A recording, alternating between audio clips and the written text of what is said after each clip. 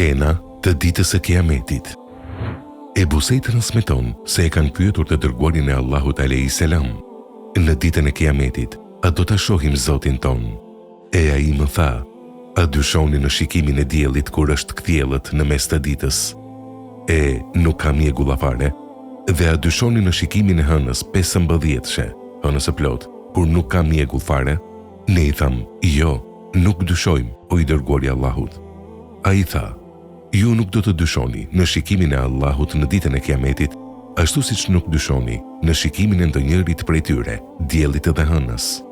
Në ditën e Kiametit do të thërras një thirrës dhe çdo umet do ta përcjellë atë që ka adhuruar, se të gjithë ata të cilët kanë adhuruar idhuj e puta do të bien në zjarr, përpos atyre të cilët kanë adhuruar Allahun, të mirë e mëkatar, aty do të jenë edhe pasuesit e librit. Prej tyre jehudët, të cilët do të thuhet: çka keni adhuruar? Ata do të përgjigjen: kemi adhuruar Uzeirin, djalë të Zotit.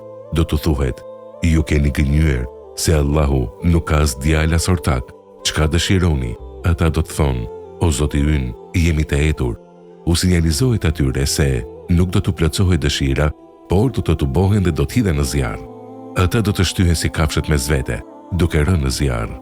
Kur nuk mbetet askush tjetër pos atyre që kanë adhuruar Allahun, të mirë e mëkatar, Allahu u vjen më afër se sa e kanë parë më parë dhe u thot: çka po prisni? Secili le ta pasojë atë që e ka adhuruar. Ata do të thonë: o Zoti ynë, ne nuk ju kemi bashkuar dhe jemi ndarë prej njerëzve të tjerë, edhe pse kemi qenë të varfër, nuk ju jemi bashkëngjitur atyre. Zoti thot: unë jam Zoti juaj. Ata thonë: kërkojmë mbrojtje prej Allahut, nuk bëjmë shok atij. 2 apo 3 herë, saqë disa prej tyre nuk rrëzohen. Zoti i thot: a ka ndonjë argument prej jush që të njiheni se jeni musliman? Ata thonë: po, dhe zbulohet perdja. Çdo njeri, për të arritur kulminacionin e mirësisë dhe përsosmërisë dhe devotshmërisë, cili i ka bërë sejdë Allahut me bindje dhe përulshmëri, i thuhet të bie në sejdë, dhe ai bie në sejdë pa kurfar pengese. Ndërsa çdo njeri i cili ka bërë sejdë sipërfaqësisht dhe vetëm për t'u proklamuar para njerëzve, shpina e tij bëhet si dërras. Dhe çdo herë që dëshiron të bie në sejdë, përplaset me kokë për tokë, dhe kur e ngritin kokën, koka e tyre prap kthehet në formën e mëparshme. Pastaj Zoti thot: unë jam Zoti juaj. Ata pohojnë: po, ti je Zoti ynë. Pastaj sillen ata mbi urën e xhehenemit, shefati u vjen përpara. Ata thonë: o Zot, na shpëto, na shpëto. E kanë pyetur të dërguarin sallallahu alaihi wasallam: çka është ura e Siratit? Ai ka thënë: besimtarët e kalojnë atë sa çelën mbyll syt. Prej tyre ka që e kalojnë me shpejtësi të vetëtimës, me shpejtësi të erës, me shpejtësi të shpendbe, me shpejtësi të kuajve të shpejt, me shpejtësi të kafshëve të tjera.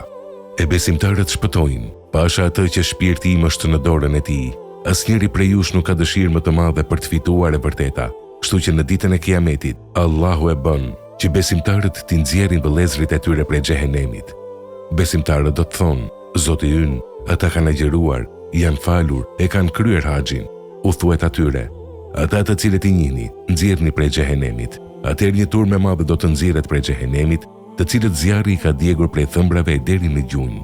Pastaj thonë: o Zoti ynë, të gjithë ata për të cilët kemi kërkuar nuk ka mbetur asnjë në zjarr. Zoti thot: kthehuni, dhe kush në zemrën e tij ka një vlerë të 1 dinari mirësi, nxirreni nga xhehenemi.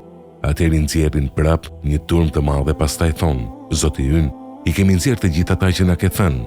Pastaj Zoti thot: kthehuni, dhe kush në zemrën e tij ka mirësi të vlerës së gjysmë dinarit, nxjerreni. Dhe prapë nxjerrin një turmë të madhe.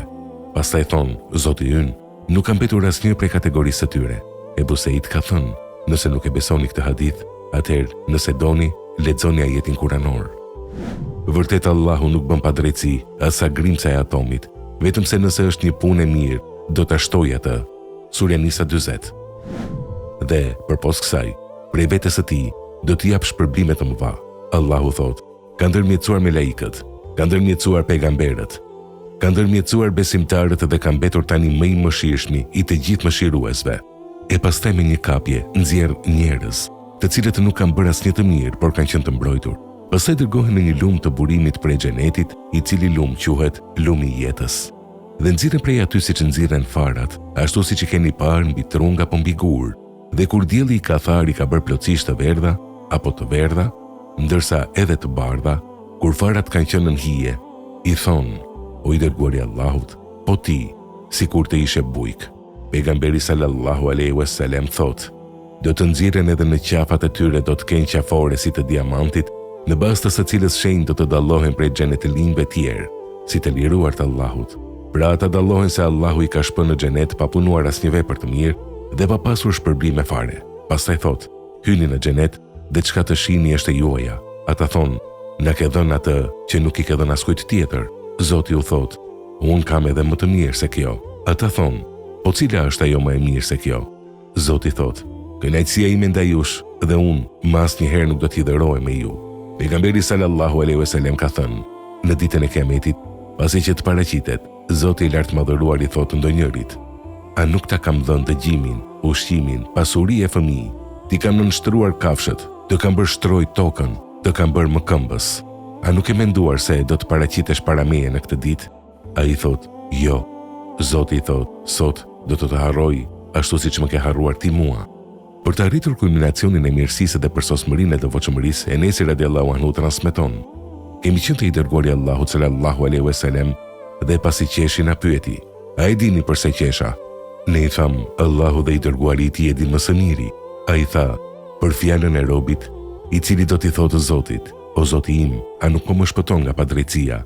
Zoti thot: po, gjithsesi.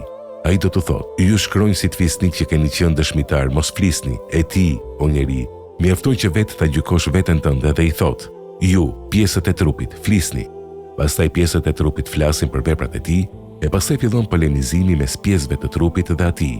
E ai thotë: mallkuar qofshi, por unë për ju jam munduar.